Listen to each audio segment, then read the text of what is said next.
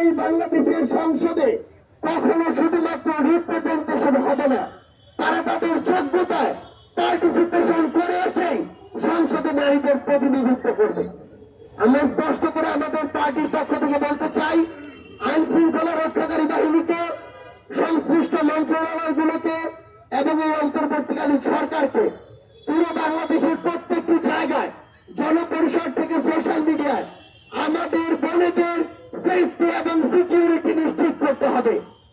কেউ যেন তার ব্যক্তিগত বিশ্বাস কোনদিন একটি সমাজের গুরুত্বপূর্ণ একটি অংশ কিংবা আমাদের নারীদের উপরে চাপিয়ে না দিতে পারে। এই নিরাপত্তা আমাদের নিশ্চিত করতে হবে। আর্থ সামাজিক প্রেক্ষাপট বুঝতে হবে, বাংলাদেশের সামগ্রিকভাবে পরিবেশ কি সেটা বুঝতে হবে। এগুলোর বাইরে গিয়ে কেউ যদি কোনো ধরনের মত কালচারকে ব্যবহার করে বিন্দুমাত্র আমাদের বোনেদের দিকে দৃষ্টি দেওয়ার চেষ্টা করে কিংবা তাদের সিকিউরিটি বিঘ্নিত করার চেষ্টা করে, তাহলে আমাদের এই আইন শৃঙ্খলা রক্ষাকারী বাহিনী এবং সংশ্লিষ্ট মন্ত্রণালয়গুলো ব্যর্থ বলে প্রমাণিত হবে। এই ক্ষেত্রে আমরা আজকের পর থেকে তাদের সুস্পষ্ট অবস্থান এবং অ্যাকশন দেখতে চাই।